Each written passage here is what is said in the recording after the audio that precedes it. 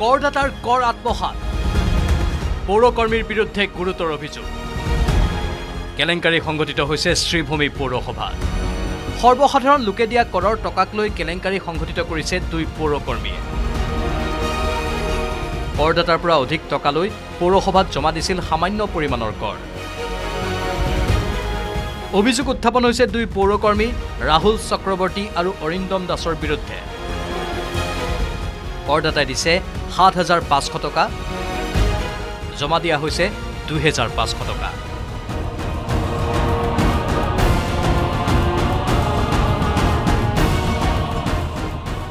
গ্ৰাহকক দিয়া হৈছে নকল ৰচিদ জালিয়াতিৰে ধন আত্মসাতৰ কেলেংকাৰীৰ তথ্য পোহৰলৈ আনিলে শ্ৰীভূমি পৌৰসভাৰ পৌৰপতি ৰবীন্দ্ৰ চন্দ্ৰ দেৱে মানে কাষ্টমাৰৰ পৰা যি টকাটো লৈছে আমাৰ গভৰ্ণমেণ্টৰ ফাণ্ডত যি টকাটো যাব লাগে সেইটো দিয়া নাই ধৰক আপুনি এজ ফৰ এক্সাম্পল ১২,০০০ টকা ল'লে আমাৰ গভৰ্ণমেণ্টৰ খাতাত দিছে তেখেত ১৮০০ টকা ১৭০০ টকা এনেকুৱা জমা দিছে এই যে ডিফাৰেন্সত দুটা ৰচিদ আমাৰ তাতে আছে দুই পৌৰ কৰ্মচাৰীৰ বিৰুদ্ধে পৌৰপতিয়ে থানাত দাখিল কৰিলে এজাহাৰৰ পিছতে আৰক্ষীয়ে অভিযুক্ত অৰিন্দম দাসক আটক কৰি প্ৰাথমিক সোধপোছ অব্যাহত ৰাখিছে আনহাতে ঘটনাৰ আনজন অভিযুক্ত ৰাহুল চক্ৰৱৰ্তী ঘটনাৰ পিছতেই পলাই থকাৰ অভিযোগ উঠিছে মই মানে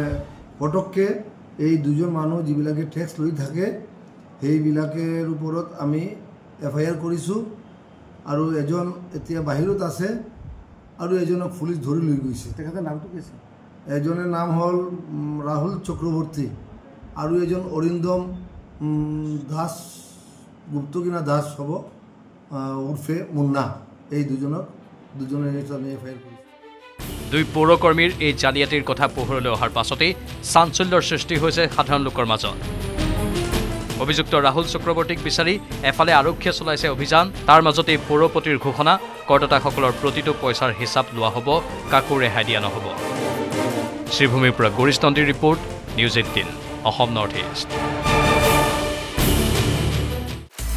আপুনি বিচৰা বাতৰি পাব কেৱল নিউজ ১৮ এপত নিউজ ১৮ এপ ডাউনলোড কৰিবলৈ স্ক্যান কৰক এই QR কোড গুগল প্লে ষ্টৰতো পাব এই নিউজ ১৮ এপ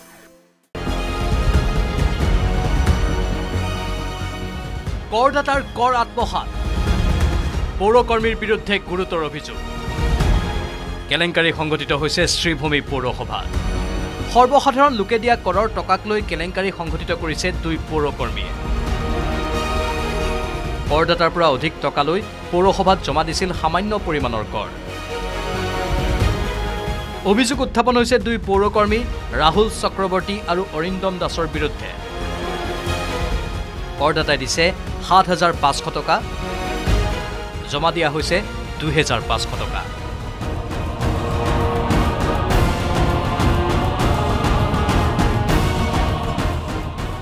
গ্ৰাহকক দিয়া হৈছে নকল ৰচিদ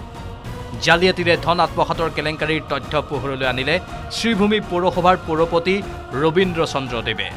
মানে কাষ্টমাৰৰ পৰা যি টকাটো লৈছে আমাৰ গভৰ্ণমেণ্টৰ ফাণ্ডত যি টকাটো যাব লাগে সেইটো দিয়া নাই ধৰক আপুনি এজ ফৰ এক্সাম্পল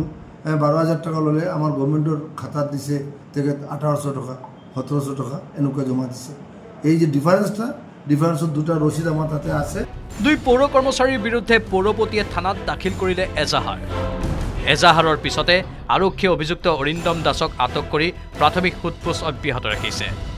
আনহাতে ঘটনাৰ আনজন অভিযুক্ত ৰাহুল চক্ৰৱৰ্তী ঘটনাৰ পিছতেই পলাই থকাৰ অভিযোগ উঠিছে মই মানে পটককে